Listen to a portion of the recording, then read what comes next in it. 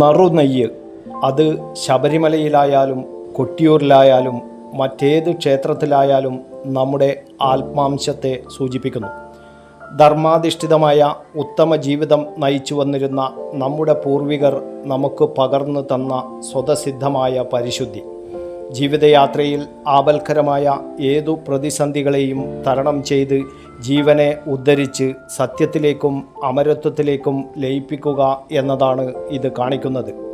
അമൃതസ്വരൂപനാക്കി മാറ്റാനുള്ള കർമ്മ പദ്ധതിയുടെ ഭാഗമായ വിശിഷ്ടമായ അനുഷ്ഠാനമാണ് കൊട്ടിയൂരിലെ നെയ്യമൃത് സമർപ്പണം.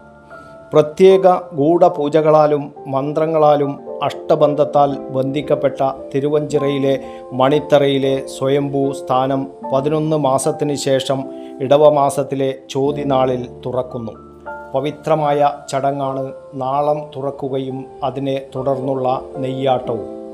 നെയ്യാട്ടത്തിന് സമർപ്പിക്കാനുള്ള വിശിഷ്ട വസ്തുവായ നറുനെയ്യ് എത്തിക്കാനുള്ള അവകാശം പരമ്പരാഗതമായി സിദ്ധിച്ചത് പ്രാട്ടറ സ്വരൂപത്തിലെ നമ്പ്യാർ, നായർ, കുറുപ്പ് എന്നീ സമുദായാംഗങ്ങൾക്കാണ്. സ്വയംഭൂവായ ശിവലിംഗം കണ്ടെത്തിയ സന്ദർഭത്തിൽ നെറുകയിലുണ്ടായ മുറിവിലെ രക്തപ്രവാഹം ശമിപ്പിക്കാൻ കണ്ട പ്രതിവിധികളിലൊന്നിൻ്റെ ആവർത്തനമായി നെയ്യാട്ടത്തെ കാണുന്നു. ഐഹിക ജീവിതമാകുന്ന പാലിൽ പിതൃത്വത്തിൻ്റെ തൈര് ചേർത്ത് പുളിപ്പിച്ചതിനെ മദനം ചെയ്ത് തപസ് എന്ന തപനത്തിലൂടെ നെയ്യാക്കി മാറ്റുന്ന പ്രക്രിയ. ഇടവത്തിലെ ചോതിനാളിൽ തൻ്റെ പ്രാണപ്രിയയായ സതീദേവിയുടെ വിരഹദുഃഖത്താൽ ക്രുദ്ധനായ ശിവൻ്റെ ശിരസിൽ നെയ്യ് പകർന്ന് ശിവൻ്റെ ക്രോധം ശമിപ്പിക്കുന്നതിനു വേണ്ടിയാണ് നെയ്യാടുന്നത് എന്നാണ് ഐതിഹ്യം.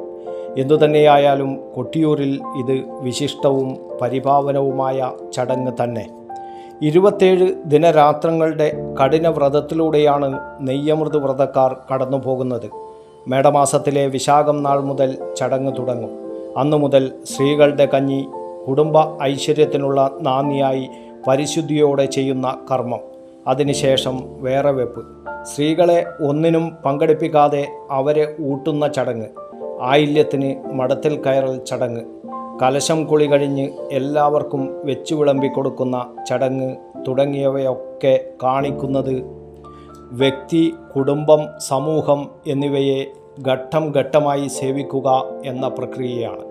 മേടമാസത്തിലെ വിശാഖം നാൾ മുതൽ വ്രതം തുടങ്ങുന്ന നെയ്യമൃത് വ്രതക്കാർ തിരുവോണം നാളിലാണ് വേറെ വെപ്പ് തുടങ്ങിയത്. തിരുവോണ കഞ്ഞി കുടിക്കൽ എന്ന ചടങ്ങ് പവിത്രമാണ്.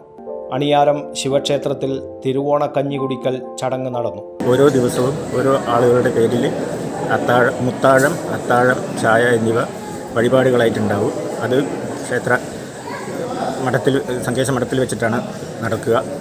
അതിനുശേഷം മെയ് മാസം 15-ാം തീയതി ഞങ്ങൾ സങ്കേശത്തിൽ കഴിയും. സങ്കേത പ്രവേശനം ഇവിടെ തന്നെ, ഈ ക്ഷേത്രവളപ്പിൽ തന്നെയാണ്. കടത്തനാടുള്ള തെരട്ടോളി, പുറമേരി, കാർത്തികപ്പള്ളി, പാവൂര്, കുളശ്ശേരി മഠങ്ങളിലുള്ള നെയ്യാമൃത് സംഘാംഗങ്ങളും ഈ സങ്കേശത്തിൽ എത്തിച്ചേരും. അതിനുശേഷം മെയ് 15-ാം തീയതിയാണ് സങ്കേശ പ്രവേശനം. അത് കഴിഞ്ഞ് 17-ാം തീയതി കിണ്ടി കയർ വിരിക്കും. 18-ാം തീയതി നെയ് നിറയ്ക്കും. 19-ാം തീയതി ഇവിടെ നിന്ന് പുറപ്പെടും. അന്ന് ഇടയാറിൽ താമസിക്കും.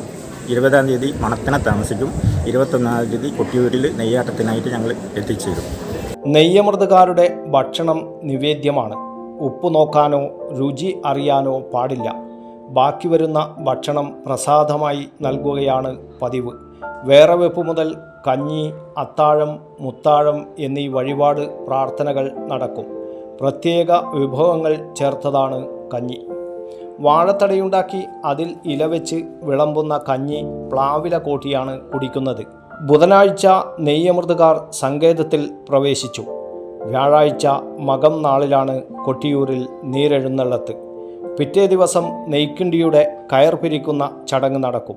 മെയ് 19-ന് സങ്കേതങ്ങളിൽ നിന്ന് നെയ്യമൃതക്കാർ പുറപ്പെടും. അന്നേ ദിവസം എടയാറിൽ തങ്ങുന്ന നെയ്യമൃത് സംഘം പിറ്റേ ദിവസം മണത്തണയിൽ താമസിക്കും. മെയ് 21-ന് നെയ്യാട്ട നാളിൽ ഉച്ചയോടെ നെയ്യമൃത് വ്രതക്കാർ ഇക്കരെ കൊട്ടിയൂരിലെത്തും. രാത്രി ചോതിവിളക്ക് തെളിഞ്ഞതിന് ശേഷമാണ് നെയ്യാട്ടം.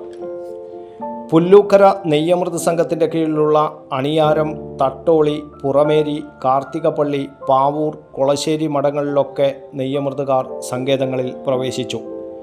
മനസ്സും ശരീരവും പവിത്രമാക്കി കഠിനവ്രതത്തിലുള്ള നെയ്യമൃത് വ്രതക്കാർക്ക് ഒരേ ഒരു ചിന്ത മാത്രം: തങ്ങളുടെ ജീവാത്മാവാകുന്ന നറുനെയ്യ് ഭഗവാന്റെ ശിരസിലാടുന്ന പുണ്യമുഹൂർത്തത്തിനായുള്ള കാത്തിരിപ്പ്. News bureau, Kannur media.